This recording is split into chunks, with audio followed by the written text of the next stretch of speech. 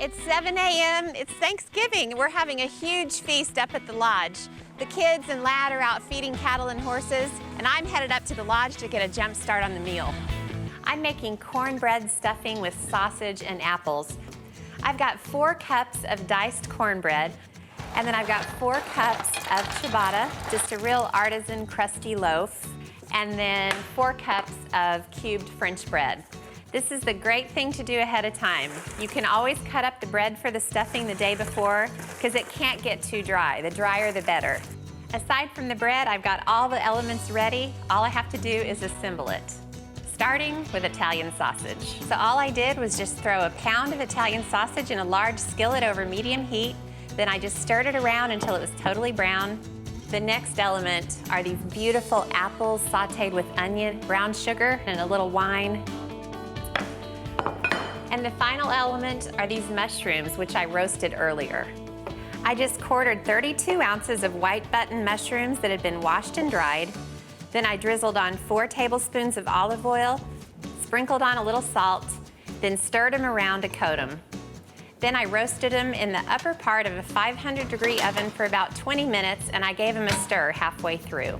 And the mushrooms just go right in. And I don't think I can add anything else. The bowl is full. Now I'm just gonna give it a little bit of a toss.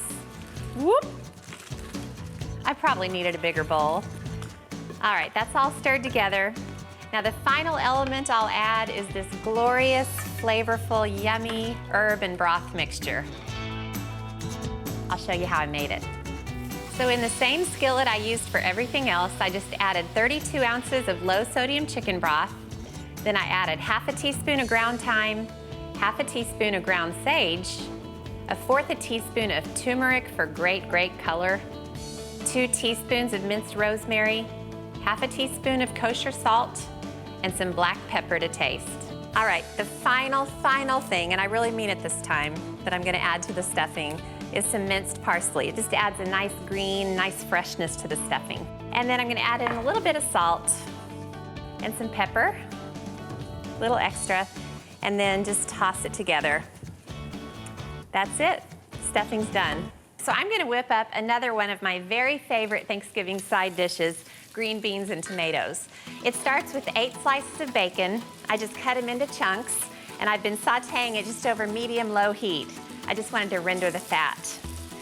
So now I'm gonna throw in 1 chopped onion, bacon and onions cooking. I mean, there is nothing like it. I don't want to get too much color on it. I just want the onions to start cooking a little bit. All right, now I've got some fresh green beans, and I just washed them up. And I am very relaxed about trimming green beans. I just sort of stack up a few and chop off the ends. This is about 2 pounds of green beans. All right, now on top of the green beans, I'm just gonna add 3 regular cans of whole tomatoes. You can do diced tomatoes, but I really like the big red chunks in the dish. Now I'll add in some salt and pepper, good amount of black pepper.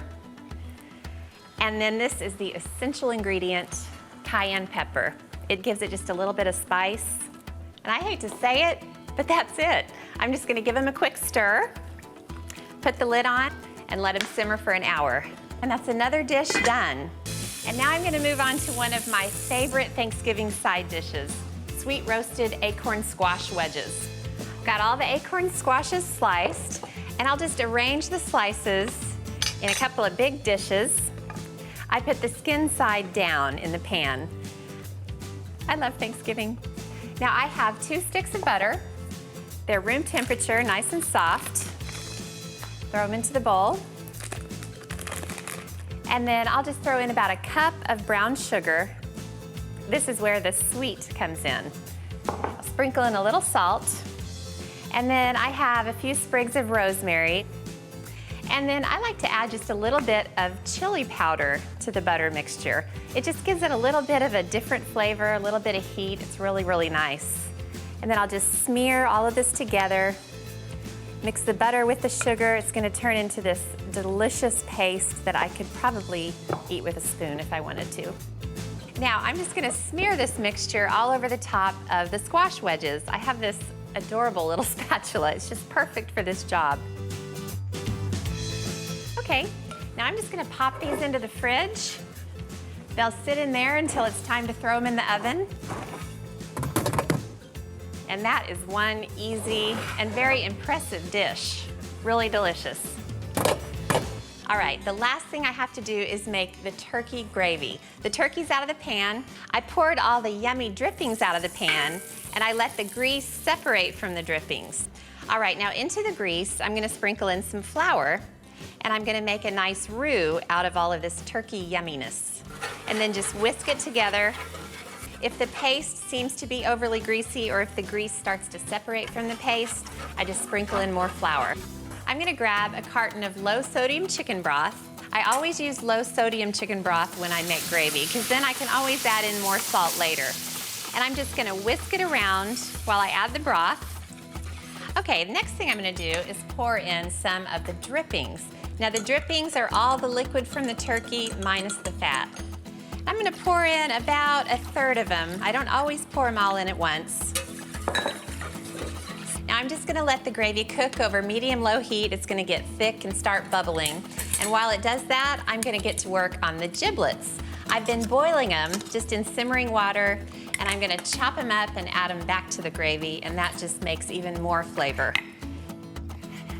Now I also boiled the neck. I don't want any part of the turkey to go to waste.